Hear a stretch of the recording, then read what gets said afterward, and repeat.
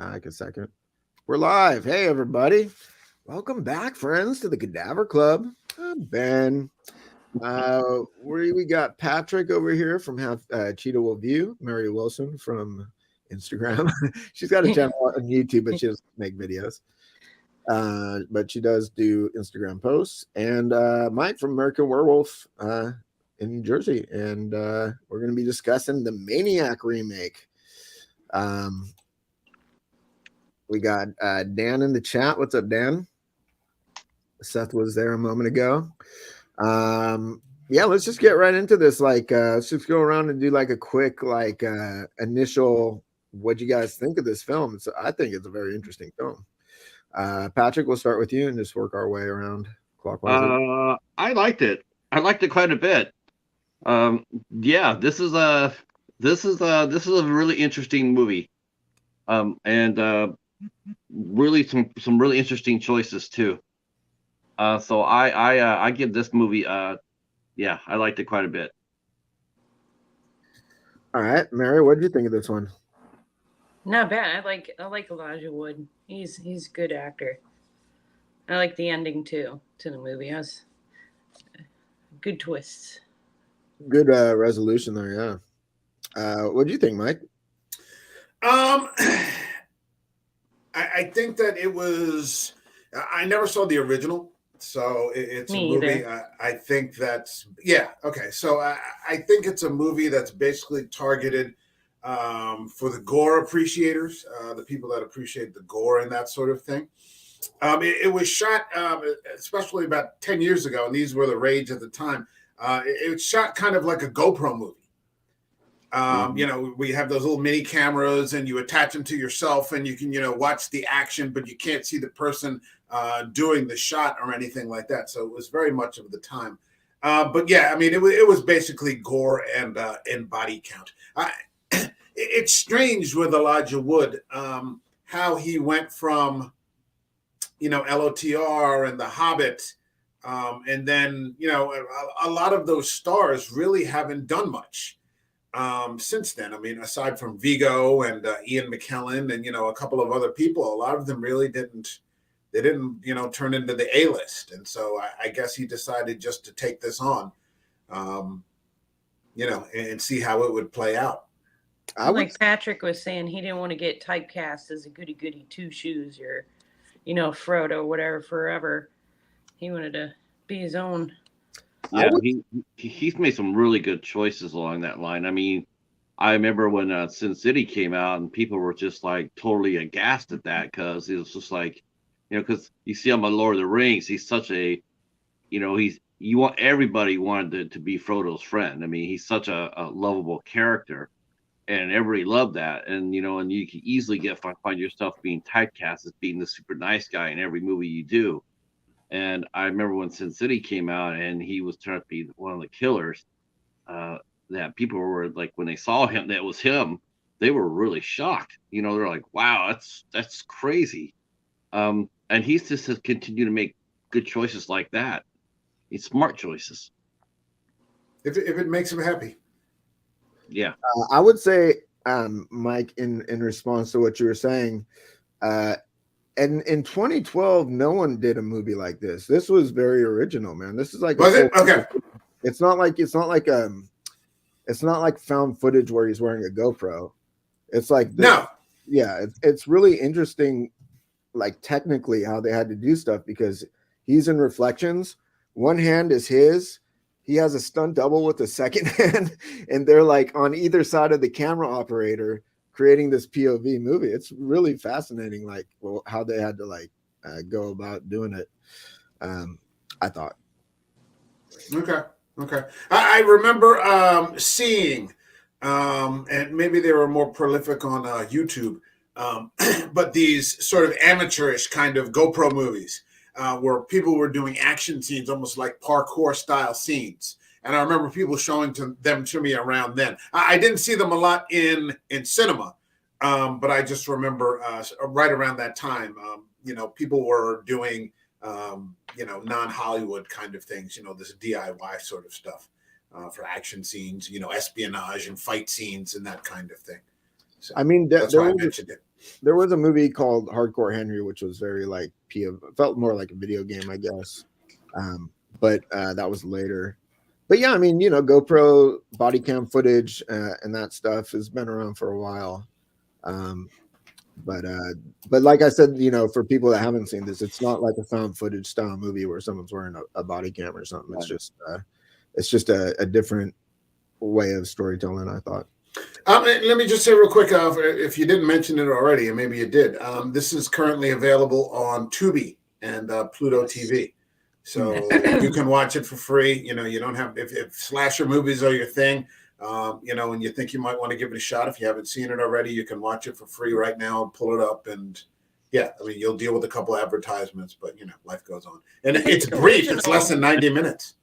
I think the original's on there too. I just didn't check that one out yet. I saw the original one, and I'll be honest with you, the second one, the remake is a lot better than the first one. Oh, good. I love both of them. I think the original is more like just a dark sort of character study of this psycho, and this one is that character, but it's got a different tone about it. The first one's super grimy. I think it's a really cool movie. Yeah, it's a good movie. But I just think that they benefit from the technology advances and whatnot, and that it's just an overall better filmed, better acted film. I think it's higher production quality, modern production quality. In that sense, I'm on any given day, I don't know if I prefer the original or the remake. I think they're both really good, but this is one of my favorite remakes in general. So nice. Yeah, let's just jump right into this bitch. So we meet Frank Zito, right? He's the Elijah Wood's character, and we are in this movie in his POV almost exclusively the entire time. There's a few moments where we exit his body and sort of like pan around to see him, in like a third person type of thing, but it's all told mostly through his point of view, and we see him sort of like stalking this woman in the very beginning as she leaves a nightclub. What were you thinking when was this your first time watch, by the way, Patrick, for this one? Yes, the first time watching the remake. Yes, I saw the original. I saw the original when it came out to theater. I really didn't know what to expect with it. I read the synopsis and they're saying how, Frank has a lot of problems and whatnot, but I didn't know what to expect. Wasn't expecting what I got right off the bat. Holy shit. That's what I said. I said, holy Frodo, because I was not expecting that. that first victim was like, holy shit.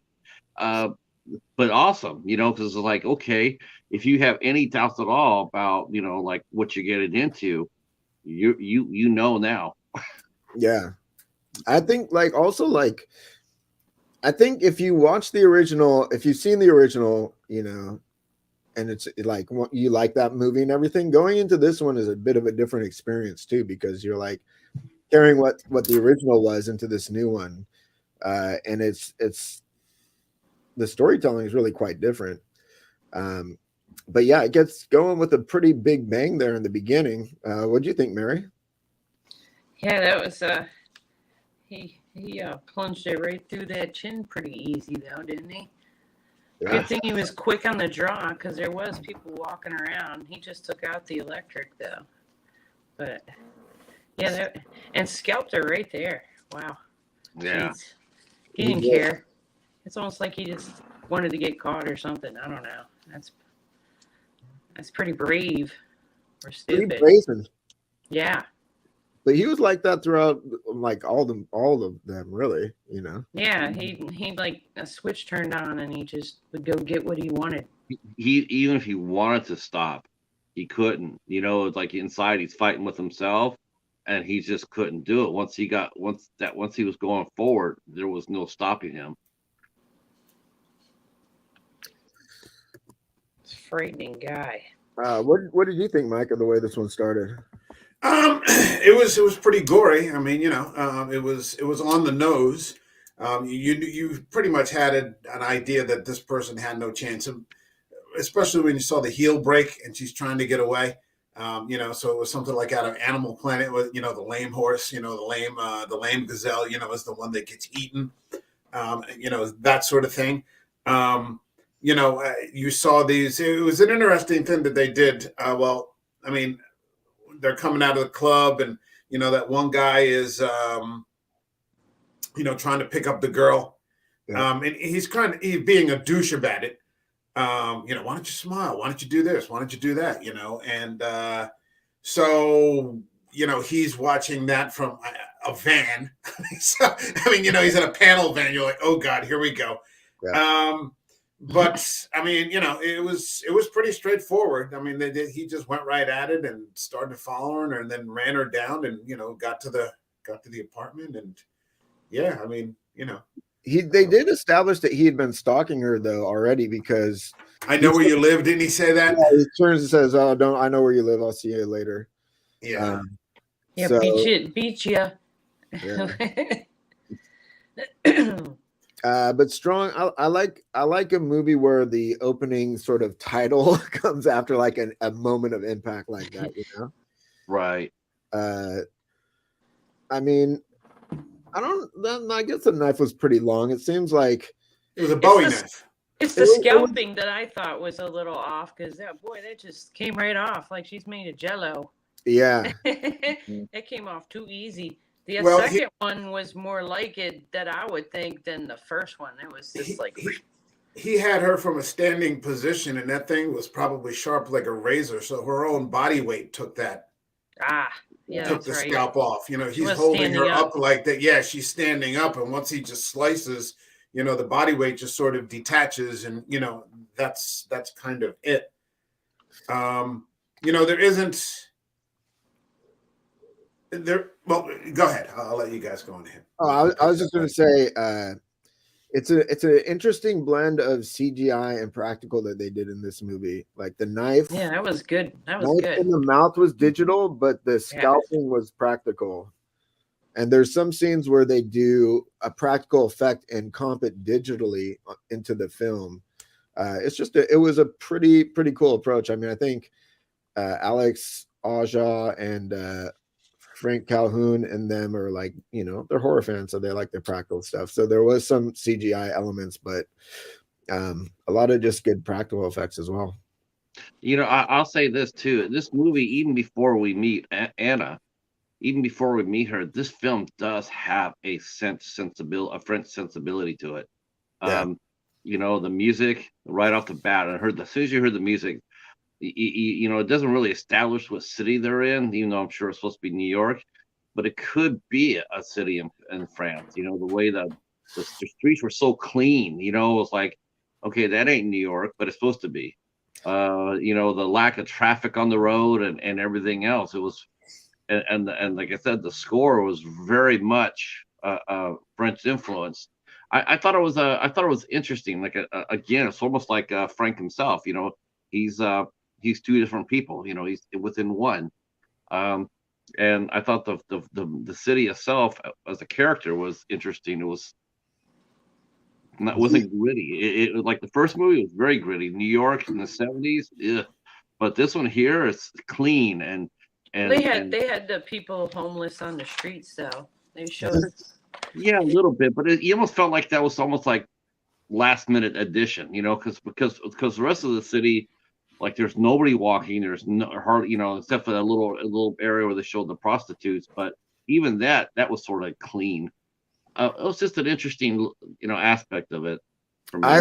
I love the score on this, by the way. I own it on vinyl. It's a great synthy score. Kind of haunting and beautiful, the themes and stuff. And the movie does take place in Los Angeles. The first one's in New York. This one's in Los Angeles. Which does have sort of a less pedestrians in Los Angeles than in New York. You know what I mean? Yeah, you can't walk in LA. Yeah. Not far, at least. Because everyone's got cars. So yeah, it's not the same kind of foot traffic that you see. And it also isn't as crowded at night, But but yeah, I mean, I the first movie, yeah, it's very gritty. It's very shot in New York. It feels like New York. This one, it doesn't have quite that same identity, but you know, you can. For me, I could tell it was Los Angeles. It was filmed in Los Angeles. Plus, they like when she's talking about, oh, if this show goes well, then the galleries in New York might actually take me, and blah blah blah. And I think they were in like Echo Park, that scene where they're like feeding the ducks or whatever. Oh, yeah, I remember. He has this migraine. Yeah. But yeah, so we see him like kill his first victim, right? And he goes home. We see sort of his methodology with how he does this. You know, we see he's got some mannequins at home that he pins the scalps to and hallucinates them being sort of in his life still, you know, as animate people. And then we go on to we see him joining this dating site where he makes a date with this girl. And they go out to dinner. And she was a cute girl. Yeah. He was a cute dude. He has a pretty honest, like the Frank Zito, the Joe Spinell character from the first movie. He does not look like a super innocent, like, you know, he doesn't have that little fucking baby hobbit face that Elijah those sweet little blue eyes. Yeah, sweet little Frodo. Didn't I see you in a movie somewhere? Yeah. Okay. And so it's a really interesting casting choice, especially if you've seen the first movie. But yeah, they you know, he's playing like this sort of bashful guy. Throughout the movie, like in this scene, you feel in a lot of the movie, you feel like he's just not mentally well, you know what I mean? But like completely out of control. But in this particular scene where he's meeting this girl and he's carefully selecting a photo and he's setting up a date and everything, you feel like he's in control of the situation and he knows what he's going to go do, right? At least that's how I felt. Yeah, like he has a switch, but he's still, when he's not super crazy, he's still thinking about doing it his next time. I got the impression he wasn't going on a date. He was selecting another victim. Yeah. For sure. At no point did he ever, throughout this movie, step out of predator mode. No. If you compare this to like a movie like, say, Red Dragon or like Manhunter or something like that, where the Dollarhide character is actually trying to stop, you know, and he meets you know, in Red Dragon, he meets Emily Watson and, you know, in whatever variation that you watch, he's trying to stop. This is not that. He never steps out of that character. That's why I said before we went on, I told Ben, I said, you know, he's a monster. I mean, a complete monster. He's a maniac. Yeah, he's just he's just going forward. There's no stopping him at all. No. You know. But he's also he is a maniac. Obviously, he's doing terrible shit. But he's also, you don't get the feeling, like you get the feeling he's unwell. You know what I mean? He hallucinates. He's paranoid. You know, he's not just like a straight up psychopath, evil person who's like, in full control of this. Yeah, he's hearing voices and he's schizophrenic. He's got many things. Yeah, what he is. He's kind of a caricature. Yeah, he's kind of like a composite of like a lot of different mental illnesses. You know, just because like not every psychopath, most psychopaths aren't violent. You know, they just, you know, they're kind of remorseless. You know, that they don't have that they don't care. Switch. You know, that kind of thing. But you know, here he's, you know, auditory hallucinations and, you know, all these other things, and so it's like a composite of just like, you know, a lot of different maniacal, you know, sort of things to, you know, let him carry a Bowie knife around LA, you know, that kind of thing. That fancy shoulder holster, man, like it was right 11. Quick but yeah, I was actually expecting the blade to glow blue there, you know, find a victim, you know, glow blue, you know. I thought the restaurant scene where he goes on the date, he meets up with this girl. They go on the date. She's very free spirited, sort of extroverted girl. And his sort of character that he sort of established for himself on the dating site was, I think that his name was like Mr. Bashful or some shit. Timid guy or something like that. Yeah. But that's a really interesting scene because you're in his point of view and his perspective. You see, he has visual hallucinations. He has like paranoid feeling. He looks around and the whole restaurant is like staring at him. You know what I mean? Just silent, staring at him. I thought it was a pretty interesting sort of mechanism to show like his, his psychopathy. And her scalp starts bleeding. He ain't even done nothing yet. Yeah. And he's taking some kind of medication. We see that. Yeah, it's not working. No, not at all. Time for a follow-up. Yeah. Time to triple that prescription. Nice stay in the hospital, I think, is in order for our friend here. Yeah. Maybe a little more than a night, but maybe it was when she put on Wild Horses that turned him. Put on that song, because nothing good happens when that song comes on. Yeah, that was right out of Buffalo Bill. You know what's interesting though is that who directed Silence of the Lambs? Demi, yeah. Jonathan Demme. He used that song in Married to the Mob before he did Silence of the Lambs. So it's a weird song, like he just likes that song, I guess. And now it's established as the Silence of the Lambs song. But I love the use of that song in the movie. I like that song too, though. But yeah, it's good. Yeah, so they basically go back to her apartment. I mean, Jesus Christ, he's not doing anything. He's just like there. He's not even hardly talking. And she's just like, hey, let's go fuck. Hey, look at my underwear. He was just like, yeah, let's go. Gouger. She's trying to break down that timid man. Yeah, she's doing a pretty good job. She brings him up. And this is an interesting scene from my perspective, technically, because I watched like the special features afterwards, and there's an hour-long documentary. I'd recommend anyone who's got the Blu-ray to give that a watch. It's pretty interesting. But in this particular scene, it's the camera operator, the director of photography's hands, who's like in the camera. That's just how they had to do it. But he basically goes and like jumps in bed and rolls over, and he sees like Elijah Wood's reflection in the mirror. It's interesting because Elijah Wood as a character, he's really present throughout the entire movie, but you don't really see him that often. No, not really. No. Yeah. I think it's pretty effective how they did that. Flashbacks and in mirrors. Yeah. Well, the mirror, when they got to bed and he looked up and saw himself, looking back down, and she's like, "Do you like it? Do you, is that something? Does it do anything for you?" And he's just like looking at it, like tripping out. He doesn't know what to do. Yeah, he doesn't know what to do. He's frozen. This is not what gets him excited. Probably more hands around the throat, which we get to in a couple of minutes, is what gets him going. This isn't his thing.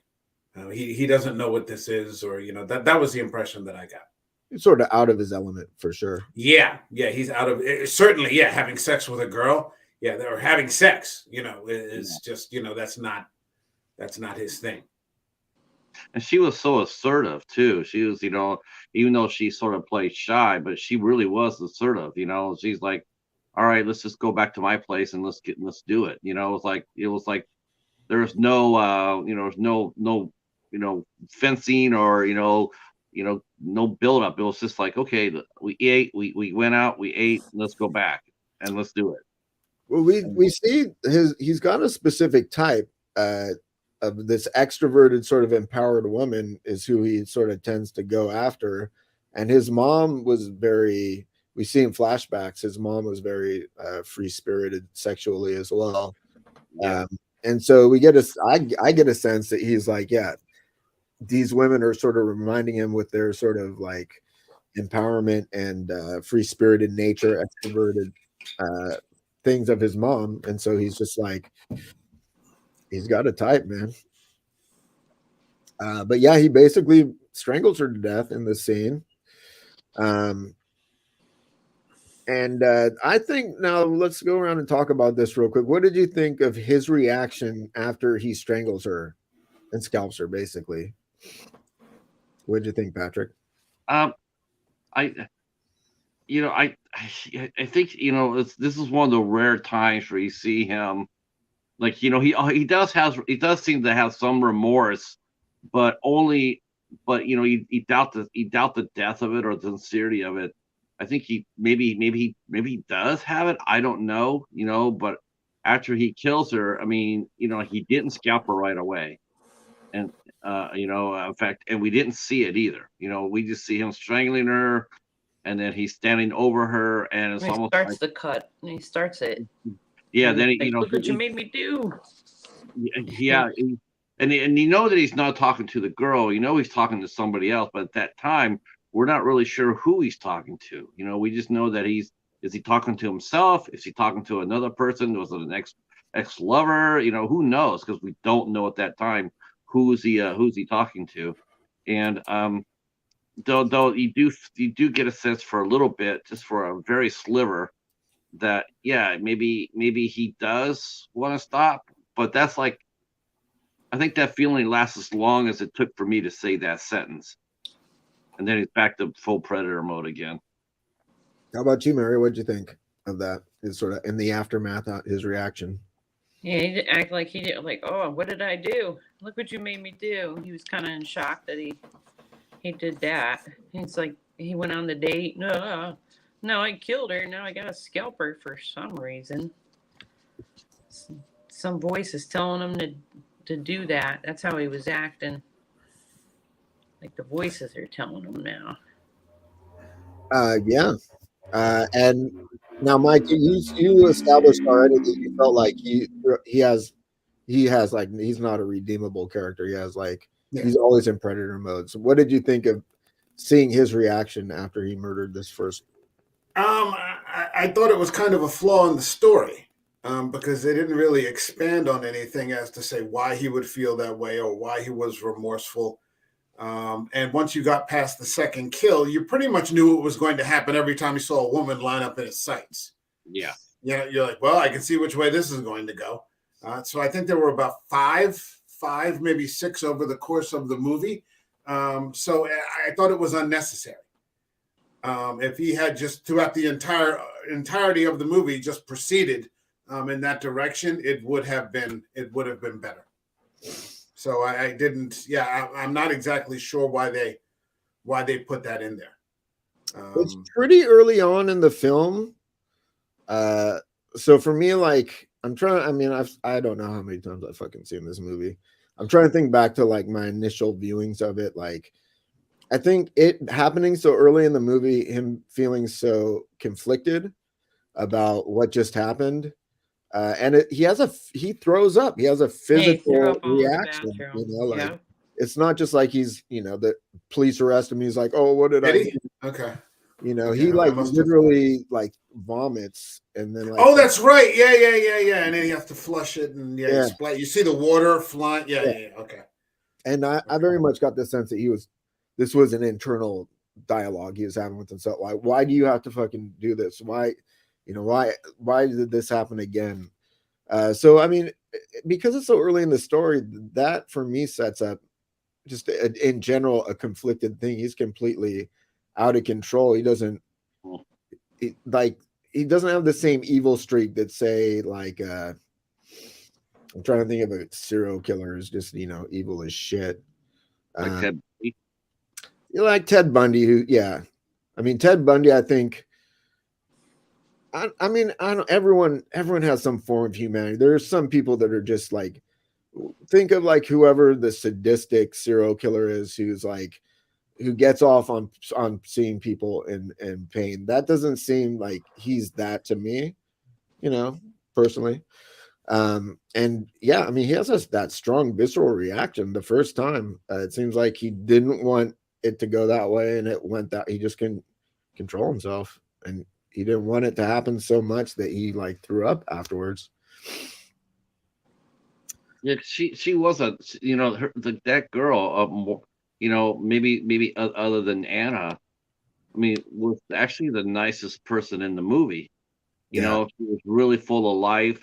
She was bubbly. She was outgoing. She was everything that he wasn't, but wanted to be, and didn't know how to get it.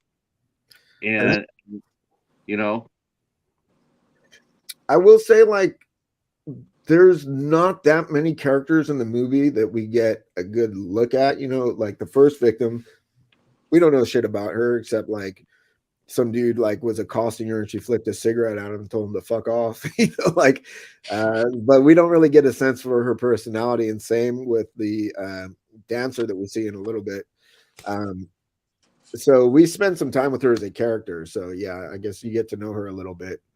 Her and Anna, and a little bit of Anna's agent. Uh, yeah, that's a you know, it doesn't delve too deeply into other characters. mm-mm. But yeah, I mean, so he basically, you know, brings another scalp home, has a new friend and his new roommate at his sort of living place. Um, and yeah, after that, he sort of wakes up the next day, and that's when he meets Anna, right? Right, she's taking pictures of his mannequins and stuff outside his store. Yeah. Mhm. It's all this like that's her thing, his mannequins, I guess. So he ran a mannequin store. Yeah, Okay, I just okay. he fixes them up, Yeah. refurbishes them. He did like mannequin restoration, and I Yeah. guess I got the feeling like he was selling. I mean, people, there's collectors for anything. I'm sure there's like some boutique store off of Melrose. It's like, oh, we need vintage mannequins or whatever, and he's the dude. So, but he has a workshop there, and he's got, you know, pieces of vintage mannequins laying around, and yeah, he has a little storefront there. But he also lives there with He his also lives. real work in the back. Yeah, it's like live, work, Right. and we learned that he's third generation at this business, and it's named after his mom Angela, right? um Yeah. and so he sees her taking the pictures, and he opens the door, and he's kind of struck with her, right? Yeah, uh she's really attractive. Yeah, she is. it's worth noting, like, we see his hands. They're so fucked up throughout this entire movie. Like, if you met some dude with hands like that and he's like shaking your hand, you'd be like, oh.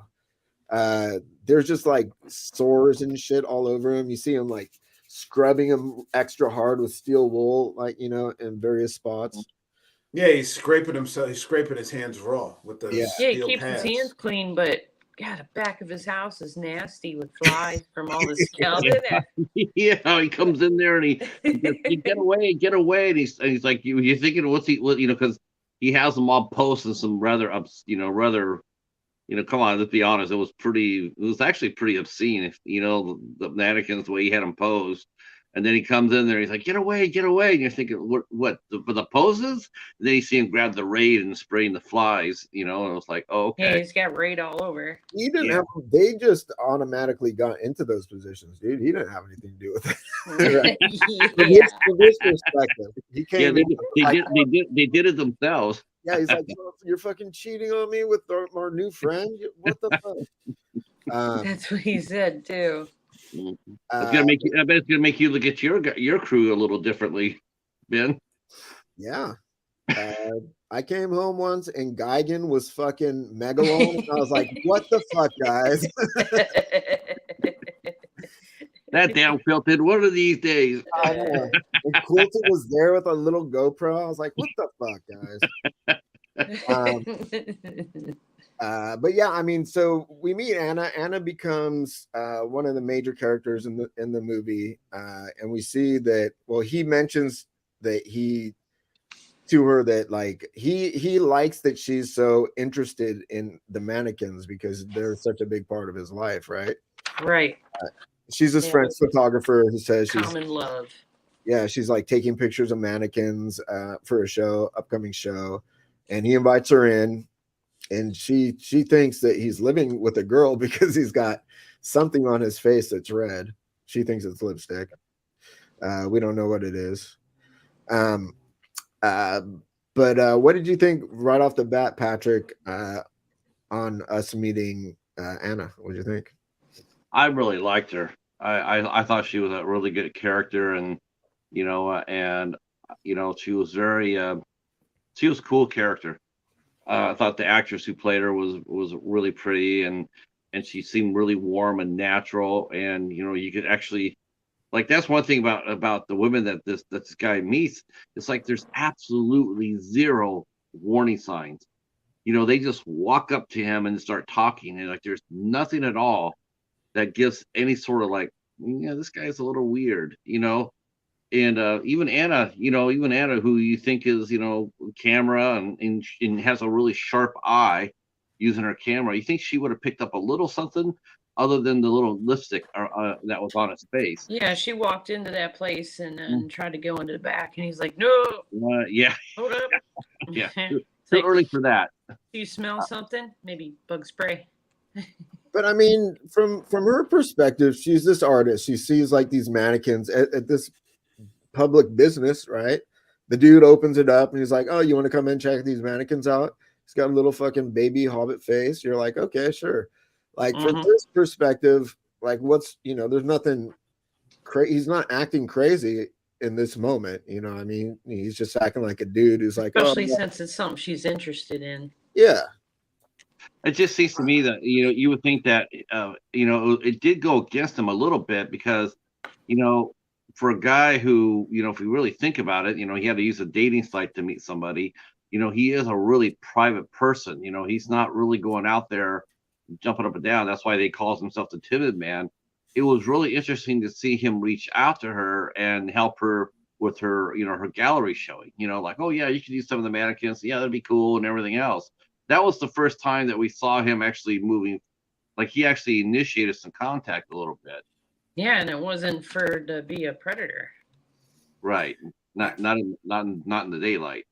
I thought it was unrealistic that she would have just walked in the store like that. Like the way that store was set up, it just looked off. I don't see like a beautiful woman like that in LA just walking into like creepy little Elijah Wood's mannequin store. Baby pop. That kind of thing. I like Elijah Wood. It was ironic to me. I thought this would have been okay if Anna or if somebody at some point would have just like beaten the living shit out of him because he weighs like 80 pounds, like soaking wet. This isn't like the Tyler Mane setup that like zombie set up for Halloween or something where you've just got this lumbering, Hulk kind of thing going on. But I mean, when I first saw her in the movie, I thought he was just going to kill her right away because this would have been the third woman, and it just seemed okay. Well, this is the next one, but they stretched it out until the end of things, and got some more blood out of it. But they had a common love, so he had to see. The love Maybe of this man. is my love. Well, The love of mannequins. Okay. I think him being like not a big imposing dude, I think works in his favor. He's like unassuming, right? So like, right, but then why doesn't he get the shit beaten out of him? well, who's going to beat the shit out of him at this point in the film? Well, I just mean at some point. At some point, he's attacking all these women, and he just—I don't know. I froze. Oh, there you are. I mean, I imagine like nowadays, if there was, because I think if there was a woman who was like practicing MMA and like in good shape, she could probably kick his ass, like legitimately kick his ass if he tried to murder her. And probably in 2012 there was plenty of women that could do that too. But I mean, Yeah, I mean, don't listen. I think that's why they fell for it is because he was his so face, quiet, his, so timid. his sweet little face. They fell for his Sweet little hobbit his face. blue eyes. I mean, like, I'm just like, imagine walking past a storefront of someone who's got exactly the thing you're interested in. Maybe it's like You know, I don't know. You know, maybe Patrick, you see it's like a used movie store or something. It's got like all these amazing movies that you want for your collection. Or like me, if I see like an instrument or like, you know, some whatever, you know, like, and some like unassuming, you know, whatever 5'7" dude like opens the door and he's just like got baby blue eyes and it's just like, oh yeah, you want to come in and check them out? Yeah, You're like, fuck I yeah. get it. I get it. You know, when they did Seven, they said that they wanted to pick someone who was just unassuming, someone you would pass by in the street without giving a second look to. Yeah. No, you know, the so if you one look at the storyboards, the character, you know, from Fincher's story is this mousy, you know, little. They got somebody who's a little bit scarier with Kevin Spacey because he's just a great actor. But yeah, I get it. I get it. the one in the first one was real creepy. I don't Yeah. think he would have got somebody to come in the store. Like, come in. Nah, I'm good. But he does. Here's a picture of Joe Spinell from Maniac, Yeah. the first one. Yeah. So yeah. Ron but- Jeremy looking dude. but back then he even like develops a relationship with a girl in that movie too, you know. And a photographer, right? Yeah, he's like I charming. read the Yeah. synopsis, but I didn't watch it yet.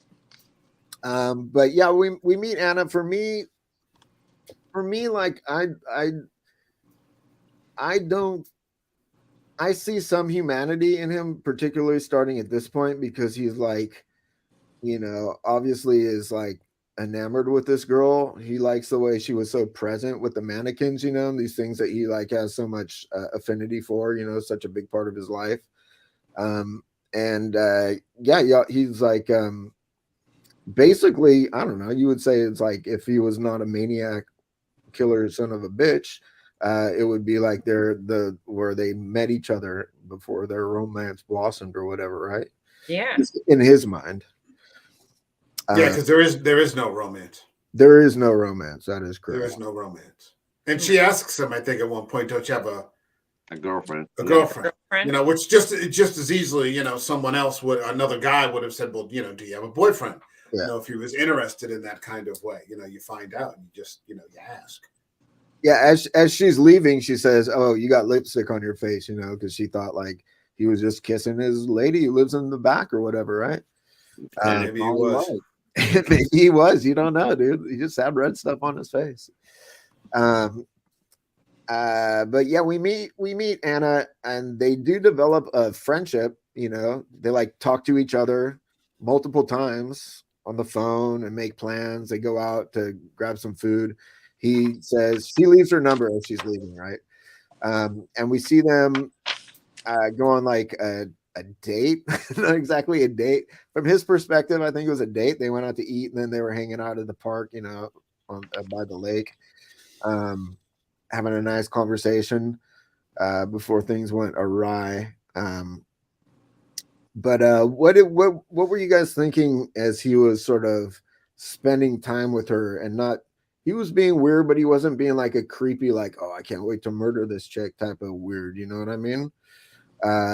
Mike, you I get the feeling like were not buying it at all. Like you felt like he was unredeemable the whole time.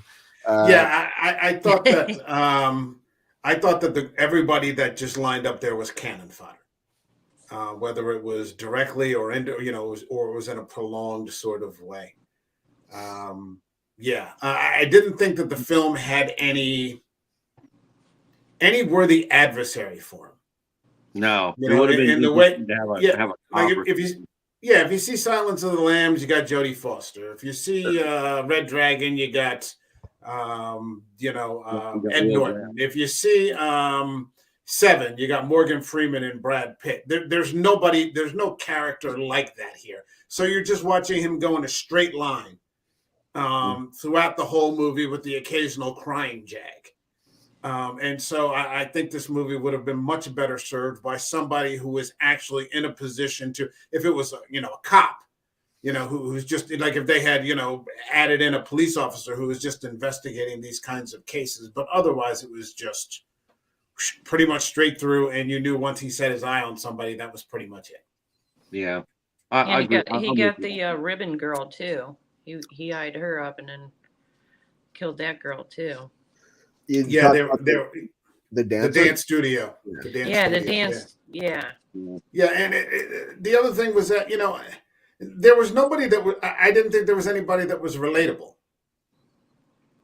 Like obviously, I don't relate to Elijah Wood. I just want to disclose that in advance, before we Yeah. before we go any further. Elijah Wood's character is not relatable. But then again, everybody else was just kind of, you didn't get to meet them long enough to understand anything about them. Girl at the studio, girl at the dance club, these sorts of things, or Anna, who just, she didn't get it. Like she didn't pick up on any of the signals, as opposed to like we were talking about Red Dragon. I mean, the one thing that made Emily Watson's character naive was that she was blind. So there were certain things she couldn't see. There's the signals she couldn't pick up on. So it's funny you mentioned that movie too, because I love Red Dragon. Me too. I love Red And the thing about Dollahide is he did try. He did try to to spare her. When he set it up so where she thought that he had died, he was trying to spare her. He was pushing her out the door, trying to save her life and everything else. There was that aspect of him, and there was none of him in Elijah Wood. I mean, it really wasn't. I mean, that's not necessarily fair to the story here because you just got better source material. Yeah. You got Thomas Harris. So you got the first novel in the Lecter series, which has very little Lecter, and then you got Ray Fiennes.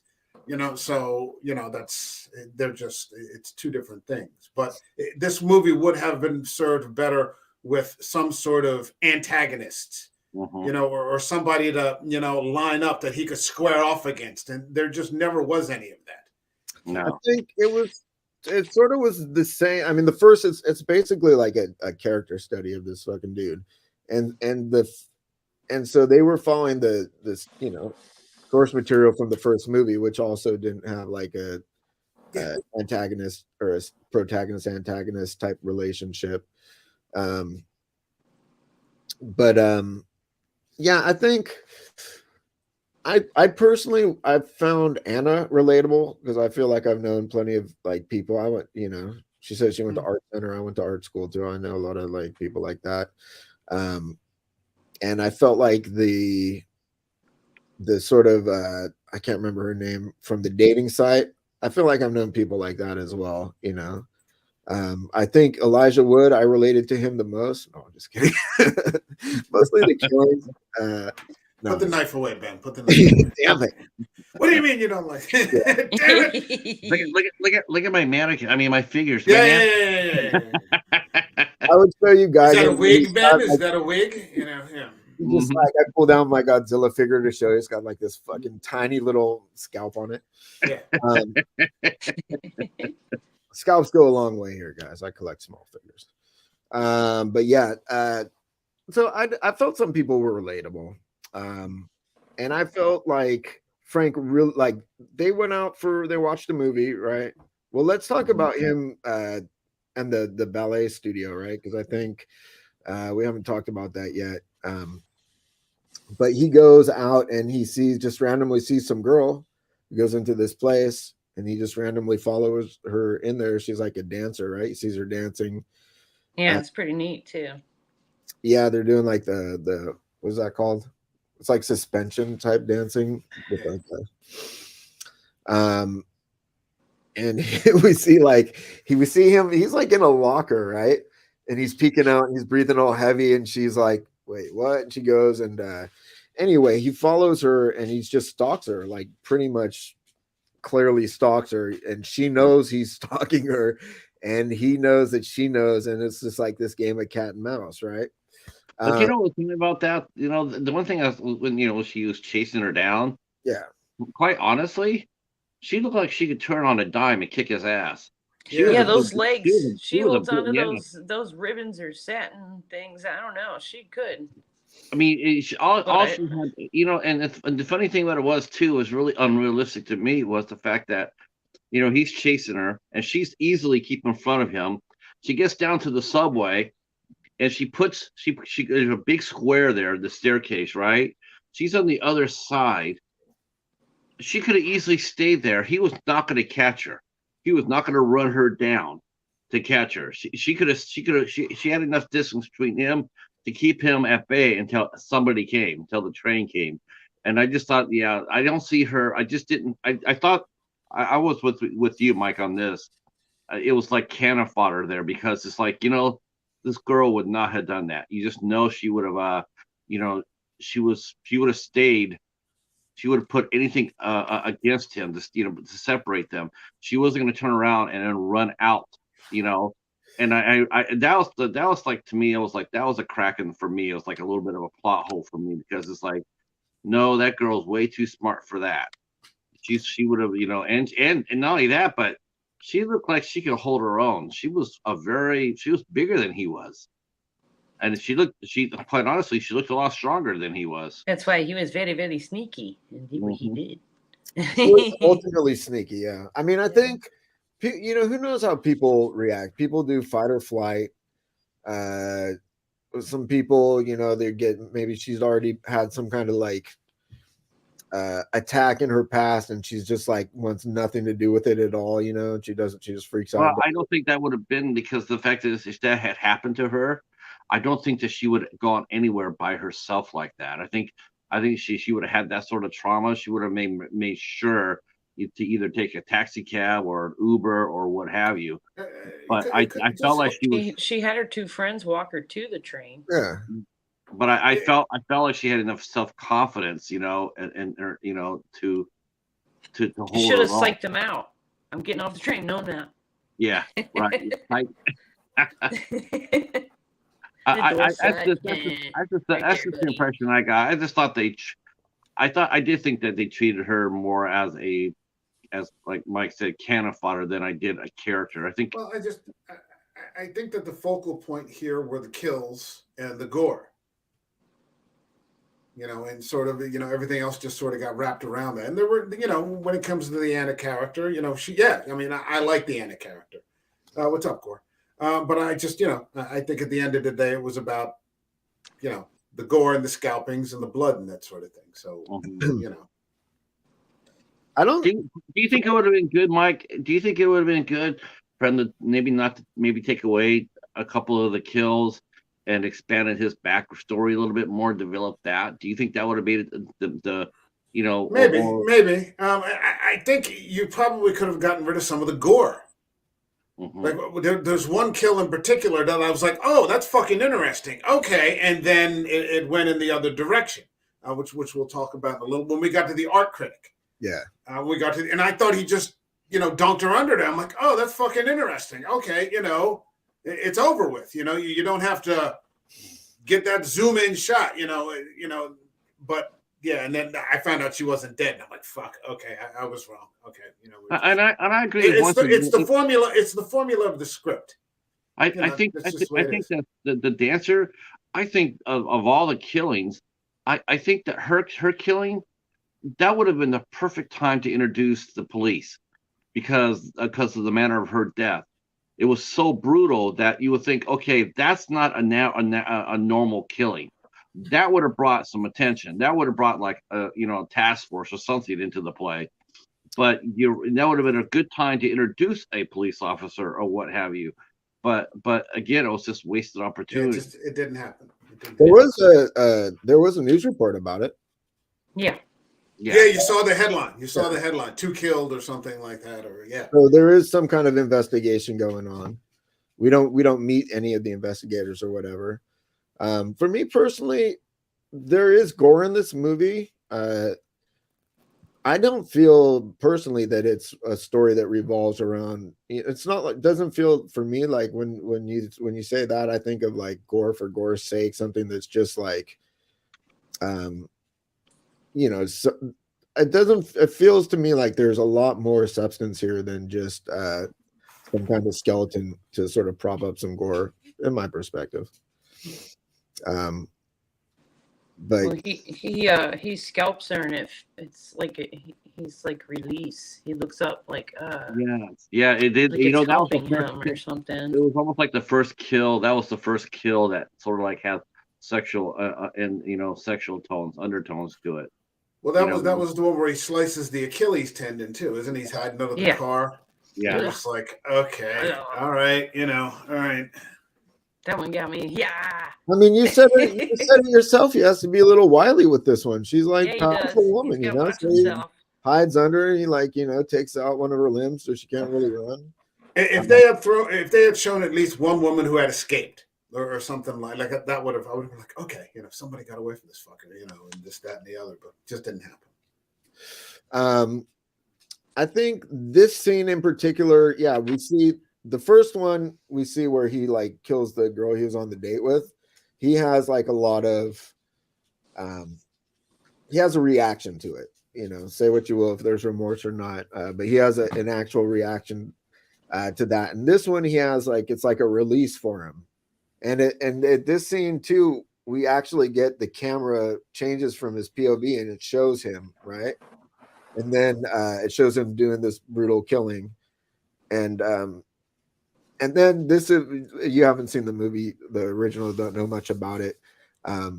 This is really interesting because when we come back to his POV, he sees his reflection in the car, and it's like the poster from the original movie. Right. Where it's just like the sort of chest down holding the scalp, holding the Bowie knife. But like Patrick said, there's nobody in the neighborhood. She was screaming for a while too. Yeah. She's screaming in the subway. She's screaming on the street. She's screaming in the parking lot. I mean, there's absolutely dead ass quiet. And I lived in LA, and let me tell you, it may be quiet, but it ain't that quiet. It ain't that empty. I mean, I don't know, 3, 4 in the morning. It's busy. It's busy. Maybe not in New York busy, but it's still busy. It depends on where you're at too, right?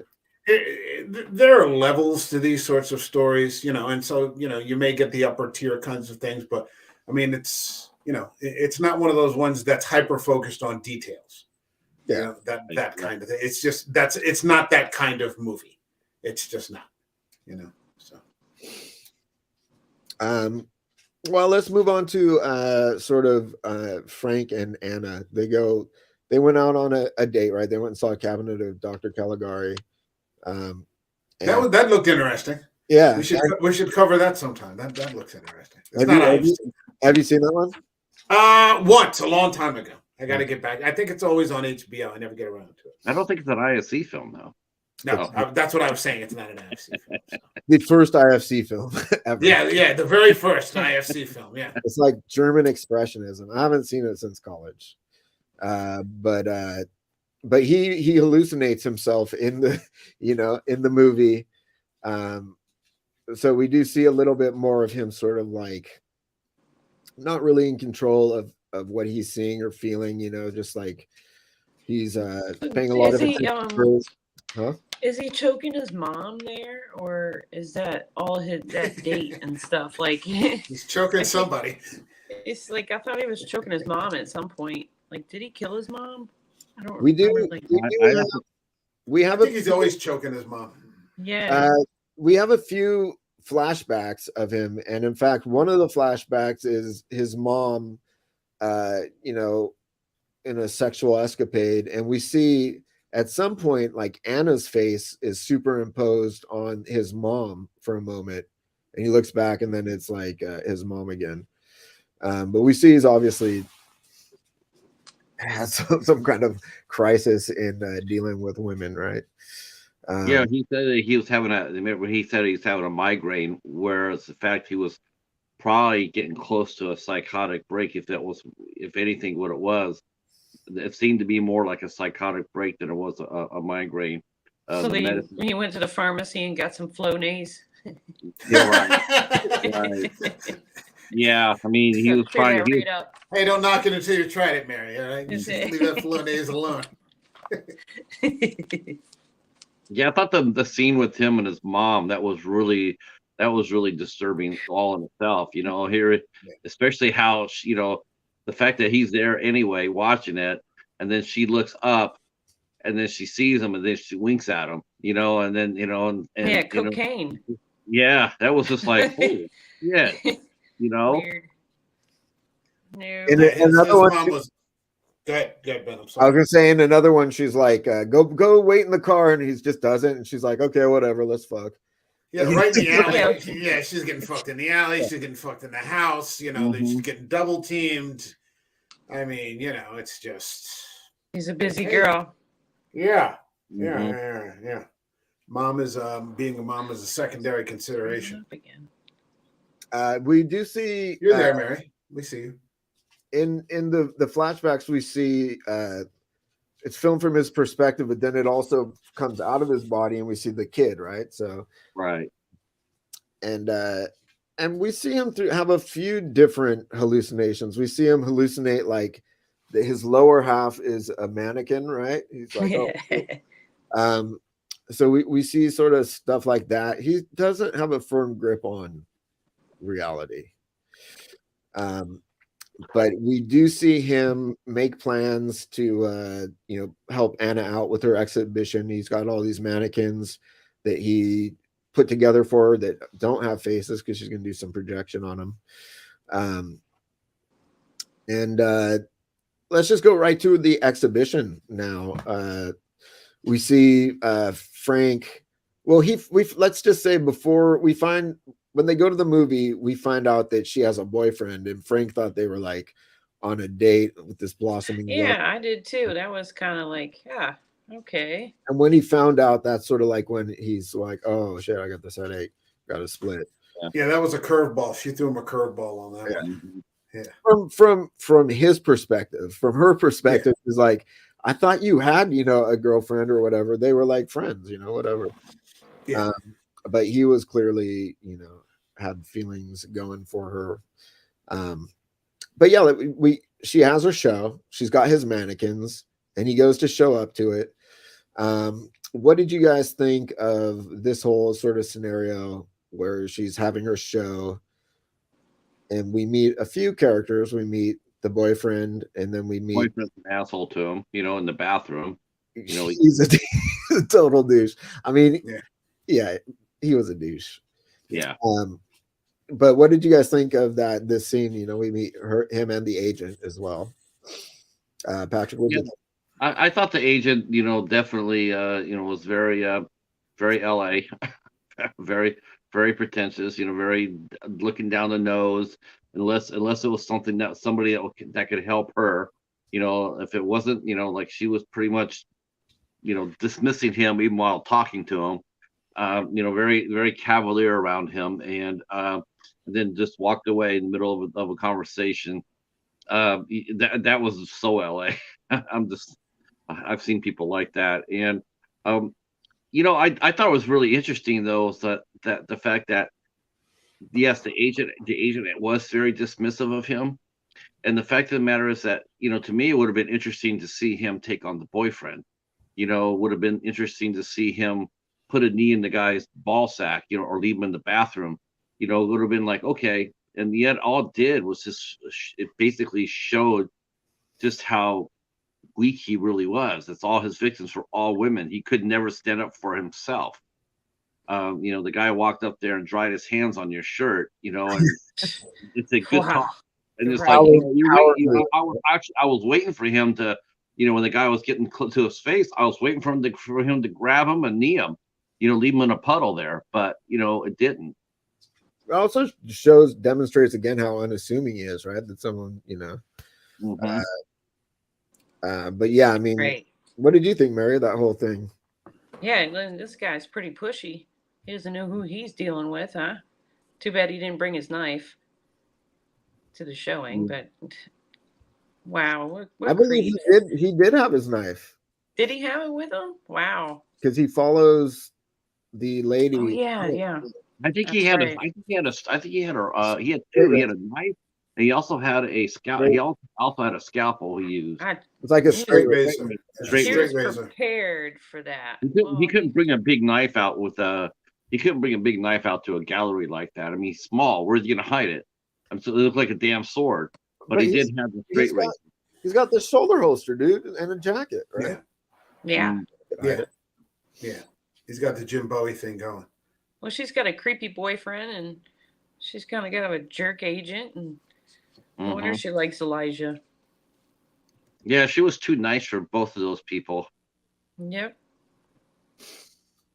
What did you think of this whole scene, Mike? I just they were characters I wouldn't miss. You know, if he had killed the boyfriend too, that would have been fine.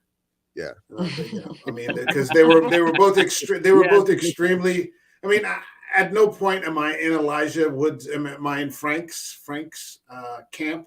Yeah. But yeah, I mean, these people come across as deliberately unlikable and superficial, and the boyfriend's a bully. Yeah. He's not a serial killer. Don't get me wrong. You know, Yeah. but you know, he's a bully and he's dismissive, and you know, he's just a huge, you know, douchebag. Yeah.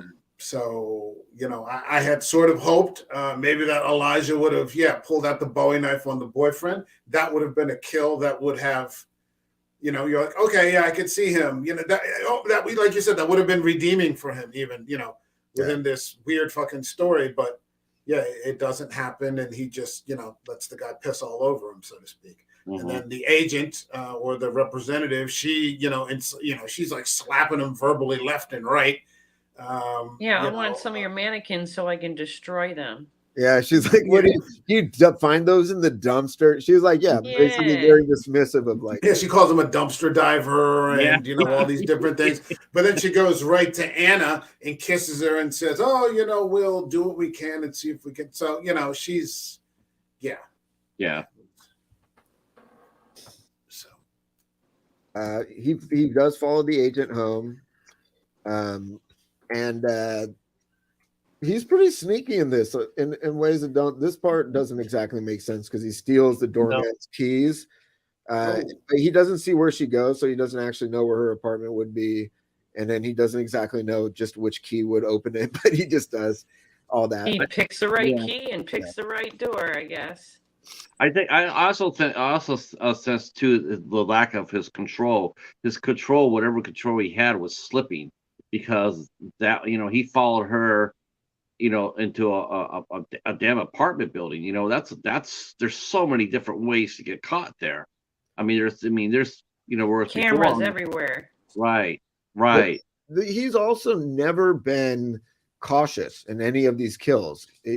That's like he's not a dude who's like, I'm a mastermind, I'm gonna get rid of this and taunt the press or anything. He seems like a guy who's not in control. He has these impulses and he just follows them blindly.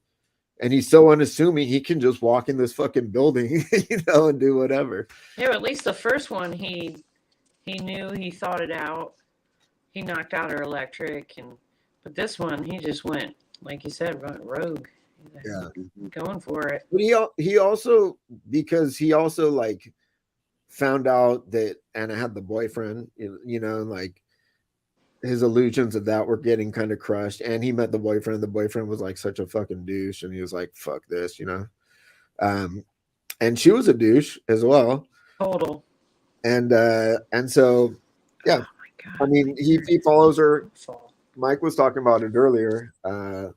What did you guys think of this sequence once he enters her apartment? It's like, you know, I was with you. I was like, wow, he grabs the keys, but he doesn't know where she's at.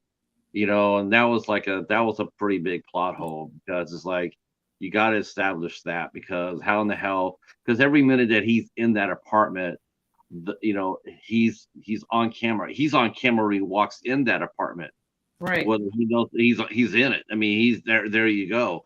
But you know, but I think the reason why they really didn't care about it was the matter of fact that they had not introduced an antagonist or a police, you know, like a cop or anything. That would have been a really interesting, you know, like, okay, now we know where he's been to. Now we know where he's, you know, now we know who he is. Now the race is on to catch him. But they didn't do that. They just said, yeah, he just walked in, grabbed the keys, and knew right where the apartment was. I thought that was a weak part of the movie. Behind the scenes, though, we'll get to it in a second, but the police independently show up at his place with the SWAT team. So I think, like, it's not like someone, you know. Yeah, but they obviously know it's him at some point. They show up with the fucking SWAT team.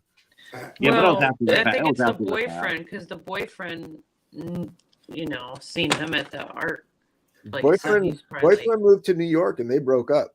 oh, that's I true. got the impression that from that final scene that the wheels had completely come off, and they probably could have just followed the blood trail back to his. They very well could have. You man. know, yeah, the wheels are completely off by the Yeah. time we get to the final, kill, and the arrival of the police. So from this car accident, they just could have, Mhm. probably just followed the fucking red right up to his apartment. That's So, true. yeah. I mean, And the fact of the matter fact, even if he had, okay, he stuck in the apartment. She didn't see him at all. He came in there, and he took, he subdued her by trying to drown her. He could have did that to her, roughed her up a little bit, and then, like, that's a lesson for you, and then left her behind, and got out. I just couldn't see him actually getting away with committing that crime there. And she was screaming too. She was making a noise in an apartment like that. Man, you drop a slice of bread, and your neighbors are all going to know about it. It's just it just didn't that kill there with the agent just didn't really feel really organic for me. I think story wise for me it served a purpose because we see the wheels are off, as you were saying. He's like totally not in control at this point. Mm-hmm. And we see, like, she says, "Don't kill me." He says, "I'm not going to. I'm going to keep you." And she becomes like obvious proxy for his mother at this point, right? So like, I think it's a little deeper view behind the mask that's completely slipped from his face at this point. I think she wasn't super loud. He gags her at a point. I think depending on the building, to me, she wasn't like screaming bloody murder. It wasn't like Anna's apartment, right? That was a big struggle. People yelling, things breaking, like, Right, in which, yeah. This is another scene, by the way, where the camera leaves his POV and sort of like you see him in third person. But yeah, so Mike, you weren't a fan of this scene either. It just wasn't for me. Yeah, a little grisly. It's pretty grisly. Yeah. I liked it though. Mike, I Good effects. think Mike's frozen maybe. I was earlier, and my internet keeps like going. Yeah, I know. in and It's out. funny, Mary. You're behind you. It looks like you have flashing lights. It's sort of spooky because then I look on my monitor and there's no lights flashing. There's flashing lights behind me. Yeah. I don't see any. I think Patrick might be having one of those psycho breaks we've been talking about. There's It's no Elijah Wood Yeah, spirit. Yeah, take your medication, Patrick. All right. Exactly. You see Patrick just pick up a fucking can of. It's a nasal X, that's better. Do you smell I toast? got my medicine here. I'll be okay. I keep hearing my mom talking to me through your camera. So Wait, I get don't your know if there's something Flonase. going on over there. Get your Flonase out. Yeah, but basically he's lost it. He kills her. Anna finds out, and he sort of goes to comfort Anna, right? Yeah. And this I is should come over. You shouldn't be alone right now. Yeah. this is where things really start going sort of spinning out of control. Yeah, he makes several mistakes here. He's like, I mean, he's completely like Mike was saying, the wheels are off, dude. He's out of control at this point. What did you guys think of this sort of the ending here, third act, where he goes to I like the end part. I like all this at the end. The neighbors next door, and he leaves and comes back and gets himself in trouble. But if about time somebody's sticking up for one of the ladies. Yeah. Good for him, helping a neighbor out. Are you talking about Martin? Yeah, Mr. Gleam or Mr. Two-Face. Yeah, Yeah, that didn't work out too well for him. That's true. No, he's gonna have to find another gig. But he did attack him with a baseball bat. He hit him with a baseball bat He at some did. point. Yeah, he got one. how do you hit Elijah Wood with a baseball bat, all 40 pounds of him, and not? But okay. Yeah. I mean, that dude probably hit him like in the shoulder. You know what I mean? Like, I think. Yeah, that guy wasn't exactly Sammy Sosa. So you Yeah. know, I mean. Yeah, I think. What did you guys think of sort of like the dialogue and the scene leading up to Anna sort of going like, you know, and then having this realization that this dude's not her friend, and Yeah, well, he let on. You know, think about it. Her friend died the day before. yeah, Before anything, and here he Well, is. he was saying she got what she, was gonna get. and plus gave her a dropped through- ride. and dropped and basically said that, yeah, you know, I did it. You know, he basically said, you know, there's details that only the killer would have known, and he let that drop. And you know, of course, Anna was she was smart, so she picked up on that, and that, you know, that, and then it was on. but she was smart. He didn't like say, you know, I killed that bitch or anything. Like, he slipped up, and then he realizes it, and he tries to, like, you know, half-assedly sort of spin Yeah, I it. just gave her a ride. That's all. Mm-hmm. No, he says, I tried to give her a ride. That's how I knew that she only lived, you know, nearby, blah, blah, blah. Hold on. We got Mike coming back. See, his is So, doing, I don't know. I got booted from the studio. mine keeps doing that too, like 4 times it's done it. Yeah, I heard that they're doing all kinds of weird things with StreamYard these days. So updates and, you know, all kinds of stuff. So who knows? Yeah, it's not. You have to keep refreshing your screen in order to see how long your stream is, because otherwise you lose track of time. I can see it on top of Ben's head. Yeah, you can't, like, over on YouTube though. It says you know, started streaming 74 minutes ago, but if I hit refresh, then it'll say been streaming 78 minutes. It's not keeping track of the time. I see live an hour and 16. Yeah, that's That's what I what got. I see. Mike, what did you think of the sort of the Anna's realization, and then that sort of confrontation in the apartment? At this point, I was a little checked out at this point. I thought she stabbed him, and then she just, or she had a knife and she didn't stab him, and it flashed. it was sort of set up where it just, you know, led to more cannon fodder. So I mean, I knew it was going to happen. I wasn't exactly sure how it was going to happen, but it was pretty much a mathematical certainty, you know, how this was going to end. So, I mean, I think at this point we were on woman like 5 or 6. So, yeah, I mean, it was just, I think I actually used the 10-second button skipper a couple of times to jump through some things to see what was happening. And yeah, I don't think I missed too much. It would have been easier if she had just stabbed him. Like, if she had just stabbed him and then, you know, he had died and, you know, she had survived, I would have been like, okay, you know, this is somewhat, you know, redeeming, but that wasn't. Well, she did stab him in wasn't the the plan. hand in the apartment.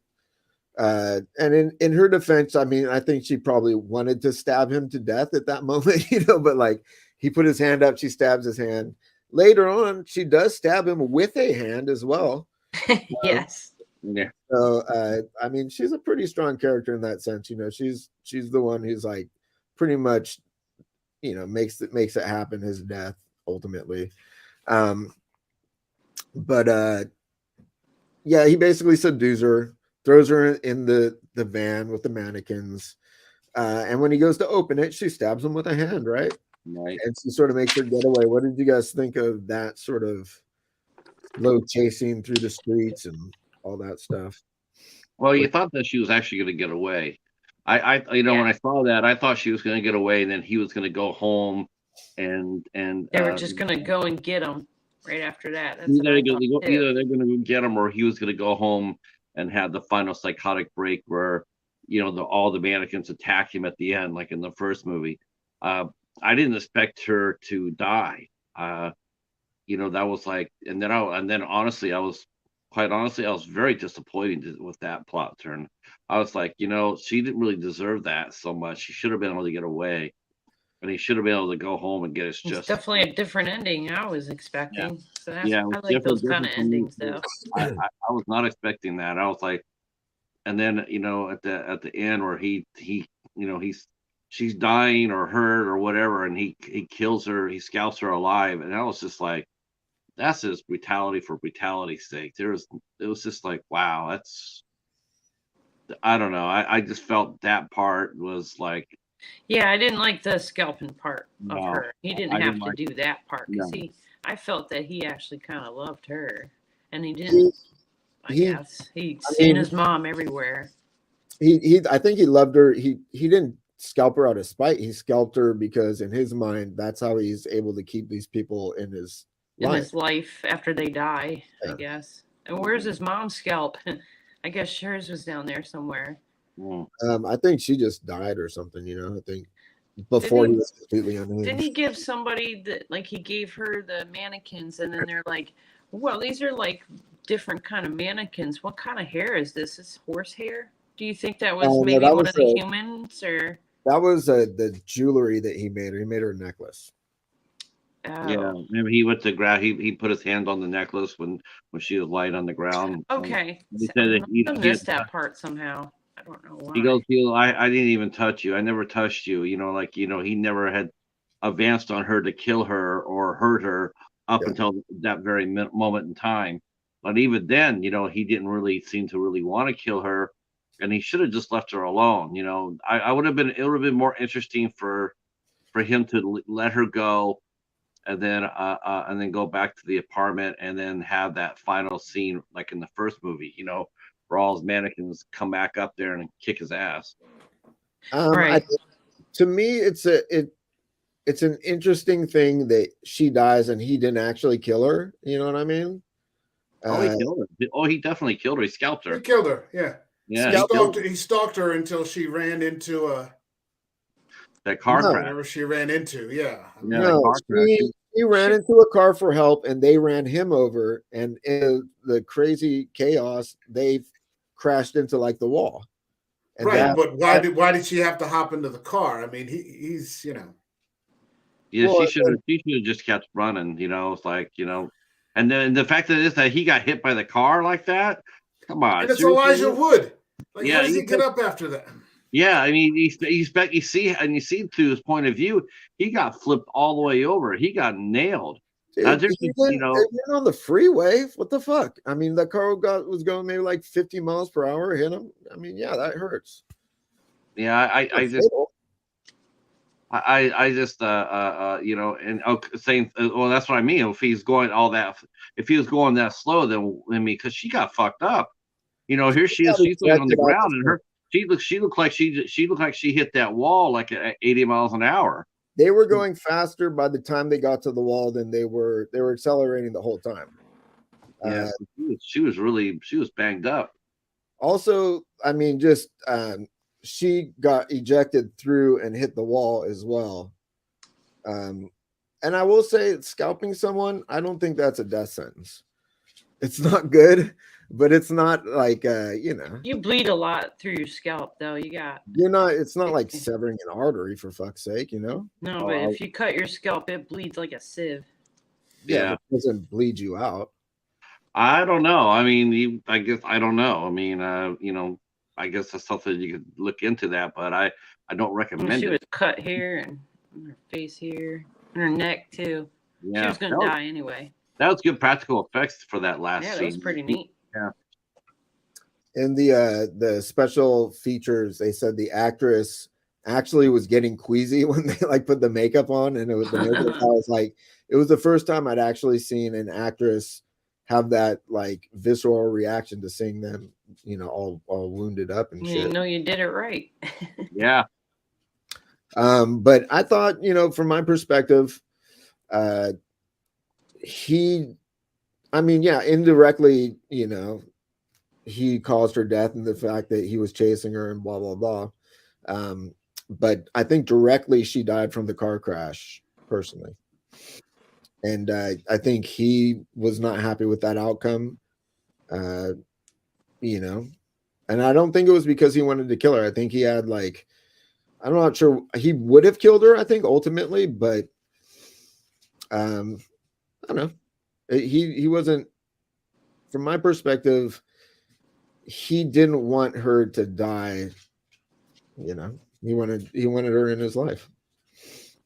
Um, anyway, we go back to his place. Somehow we get back there, right?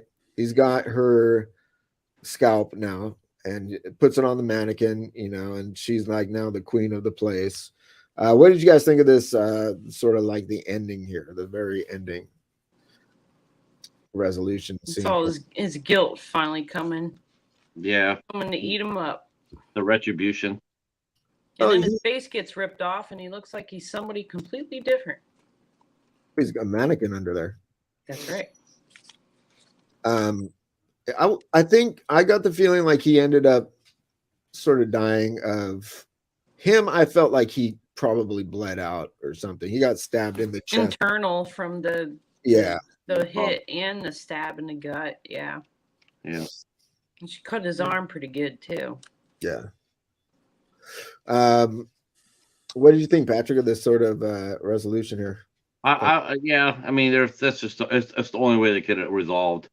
You know, with him, you know, dying out like that. You know, and you know, it's the only thing that, you know, because you know, for me, like I said, I was disappointed that he killed her. You know, I had hoped that maybe at the very end, you know, he said, you know, I'm going to kill you. I And know. he takes control, then he goes and dies on his own terms and leaves her alive. I don't know. Would have been maybe, you know, there's no redeeming the character, so to speak, but at least they could have gave him a little sliver of humanity by doing that. You know, it wouldn't take out the fact that he killed so many other people, but you know, it would have been less cannon fodder and more of a human story if they had let her live. I would say, if you consider the fact that he killed Anna, then you would have to also state that she killed him, right? She murdered him ultimately. Mm-hmm. I would say that would be more self defense for her. I would say she killed him out of self defense and then murdered, but you know, I mean, I think maybe if he would have got her, if he would have got him more than he got her, you know, fine, you could have her banged up and injured and whatnot, you know, but if she would have been able to take him out, you know, like when he goes to scalp her, she could have somehow, they would let her like beat him to the punch, you know, like stab him with something else, then something like that, you know, let her live, you know, let someone tell the story. But you know, I mean, that's just how I look at it. I think they just would have made the story a little bit more humane. You'll be in the mall looking at the mannequins now. I mean, Yeah. I don't think, from my perspective, it's not like a happy, lovey-dovey story here. It's a brutal, dark character study of this fucker. You know what I mean? Like, to me, I felt like it ended pretty, and it also ended, you know, similarly to the Person. movie. But what did you think, Mike? You're not a big fan over this movie, I know in general. What did you think of the resolution here? I think Mike is frozen again. Oh, darn, the internet's being a stinker. All right, here he is. What did you think, Mike? Right. Cool. I'm sorry. I'm going in and out. What did you ask me? What did you think of the sort of final resolution where he goes back to his place? I mean, like I said, a little bit before that, about 15 minutes before that, I was pretty checked out. I honestly was pretty checked out. You know, it was Elijah Wood running around, you know, crying and killing women. And so he got away with killing another one. And if someone had shown up and shot him, or, you know, the police had shown up, or, you know, like even if someone had put a bullet in him at the end, one of the SWAT people, just for general principle, you know, maybe that would have added something, but they didn't. And so it just, you know, it was 90 minutes of fodder. It was just 90. Yeah, that's kind of the way I saw it. And it was consistent in that it ended that way, you know, in that he just moved in a straight line throughout the whole thing. What did you think of that final scene though, where he gets torn apart? I wasn't sure. I wasn't sure what the point was. I wasn't sure what the point of that was. Um, I mean, if it had been that he kills her and he just sort of bleeds out and he scalps her, but then he just sort of bleeds out in the corner as the police come through, that would have been one thing. It just seemed like it was an additional gore scene that they threw in there for some dismemberment and some more blood.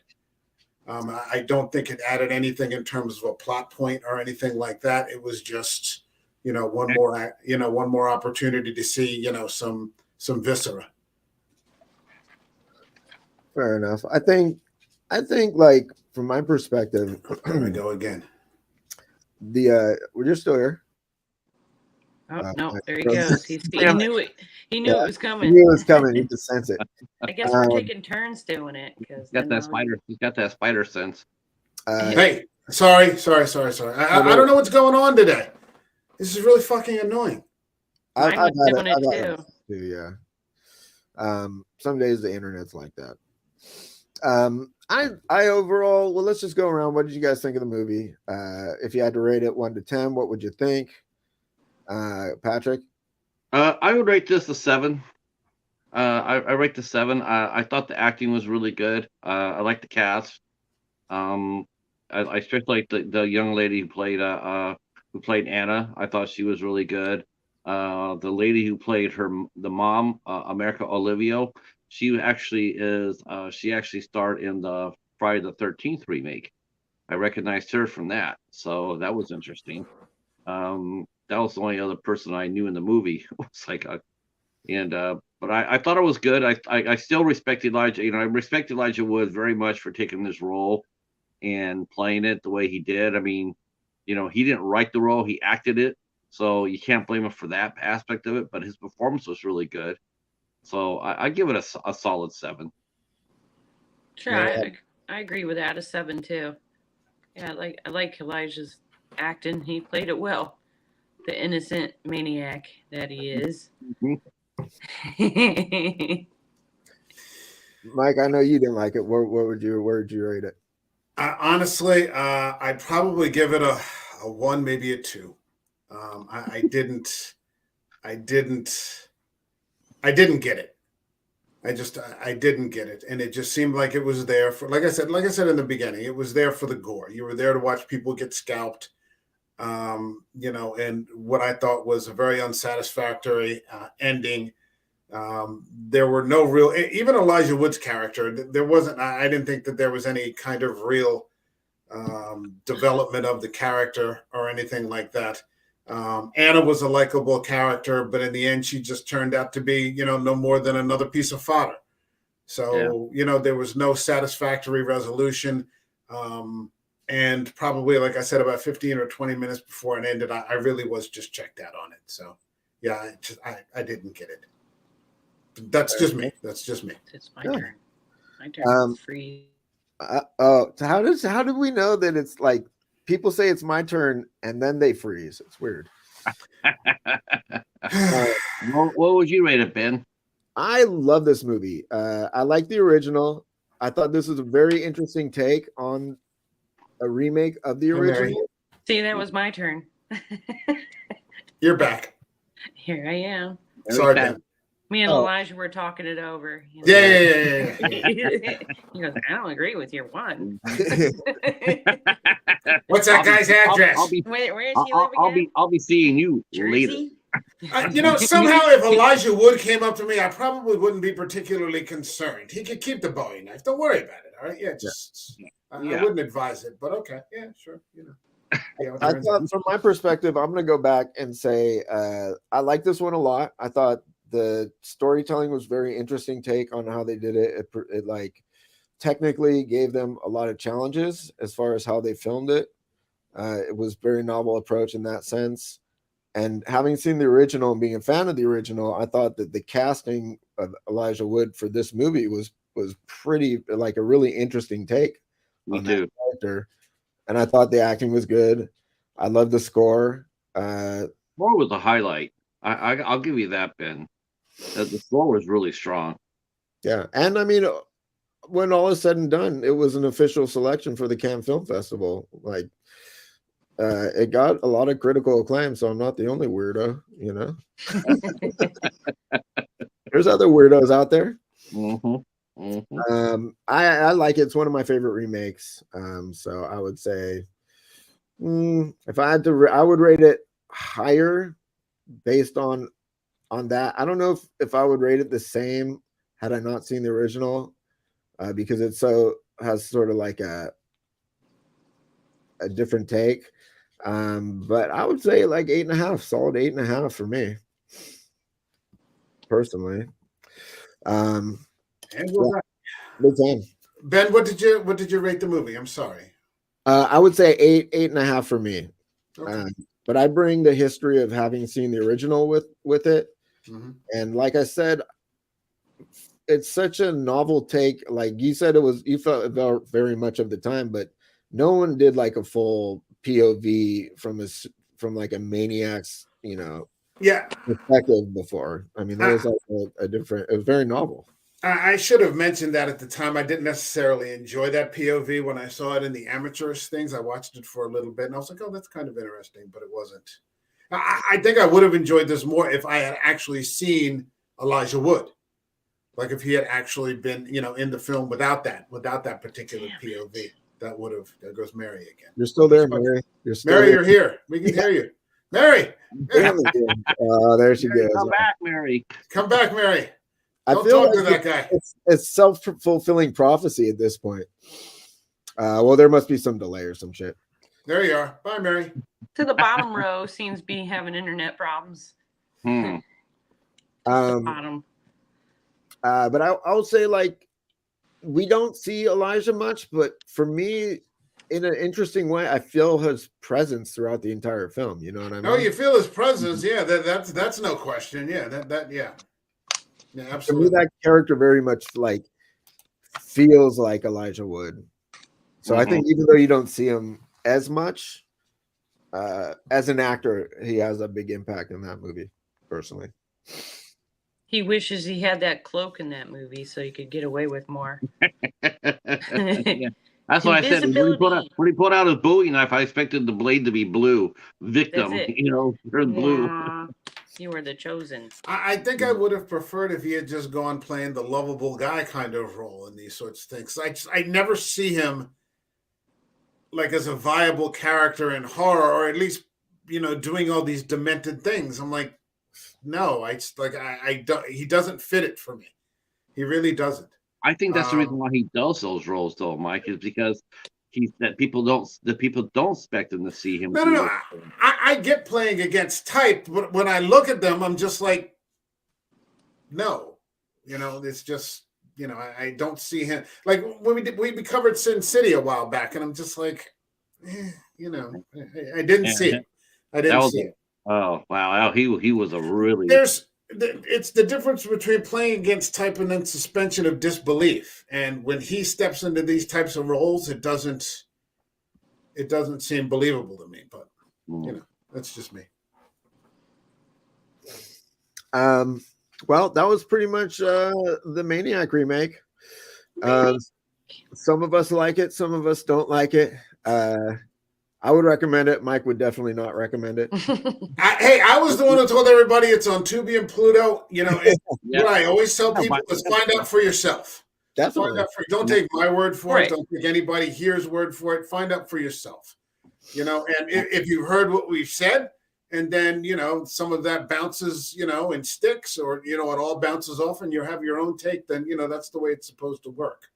For sure. But you're supposed to form your own opinion about these things. That's right. Mary is going to be the next one up on the Price is Right. Mary, where are you taking us next month? Where are we? I picked The Harvest. I don't know that one. Okay. With some Matt Morton. And she played Alpha in The Walking Dead. She was the bald lady. Yeah. Oh Jesus, she was awful in that. God, I loved it when she got decapitated and put on that spike. I think Carol did it, didn't she? Negan. Okay. Negan got her. He froze too now. Doggone. I was in Harvest from 2013. Yes. Yeah. It's on Tubi right now too. Okay. I started watching some today. Yeah, I like that one. I Patrick, got Michael Michael Shannon Shannon's in it. and Peter Fonda. Peter Fonda. Peter Yeah. Fonda. Oh, that'll be a very interesting movie. I like the actors in it. Mm-hmm. In the trailer I watched, it was either that or Backcountry. I couldn't figure which one I wanted. I like Backcountry. Yeah, I know. I was like, which one do I want? Yeah, bears. I know, but I picked The Harvest this time. No, it's a good one. I know that one. That's a good movie. That'll be good. Agoraphobe, confirming Harvest is a great. So I'll be interested in seeing that one. All right. Well, I think that's it, guys. Anything else you want to say? That movie will be on our next show will be on March 26th. Okay. March 26th we'll be back here, and I will be hosting that show for Mary. So I will put the banner up, and so yep. And then it'll be my turn again. All right. Yeah, I'll be ready for you guys. Yeah. And, Mike's back just in time to say goodbye. You guys want to plug anything? What you're doing on your channels or anything? I'm going to be doing the Midnight Society in about 30 minutes, and we are covering Beast on the Midnight. Oh, sorry. What, I want to see that. Did you say yes, Mike? Did you say yeah? I want to see that. I want to see that. Oh, it's on Prime, isn't it? Yeah, it's on Prime right now. I haven't gotten around to it. Yeah, I turned it on for a few minutes. Yeah, come over and you guys can come over and you can hear what me and the cheetah have to say about it. Okay, go ahead. I'm sorry. Mike? What do you got coming up? Actually, I was just going to say I can't join Patrick's stream tonight because I have immediately after it finishes dropping, Gore and I are going to be in the stream covering episode 7 of The Last of Us. Which is another show that I'm pretty much checked out of at this point. Love it. Lots of people do. I don't. We've had about 20 minutes of clickers in 6 episodes so far. So I thought you were liking that show. I was, and then it kept going on, and there's no action. Like they have one episode with some action, episode 5, but we're going to be covering that. Yeah. Huh? I call it a drama series, right? Rather than it's a drama series with some apocalyptic things in the background. I think it's like a really bad, like The Walking Dead's much better. Walking Dead was much better, especially. They had episodes where they didn't have any zombies and like. Yeah, but they had better stories than this. Especially that first season. That first season was fucking insane. I think it took them 2 years to finish it. But we'll be doing that, and then on Wednesday, I'll be with the panel covering William Peter Blatty's Exorcist 3. Okay. And then on Thursday, Eric and I are starting a new collaboration, and we're going to be doing a weekly episode-by-episode review of Mike Flanagan's Midnight Mass, which is something that I haven't heard anybody covering so far, and that's just – series are difficult to cover. So we're just going to take it one episode at a time. And it's only 7 episodes, so I'm looking forward to it. Nice. I thought that was good. There we go. Yeah. There you go. Mary's what else you drawing these days, Mary? I got there you go. Birthday to me. Very cool. That's my newest. What are you going to be doing? Sean wants me to draw the Possession cover. What am I going to be doing? The one with the lady with the snakes in her hair.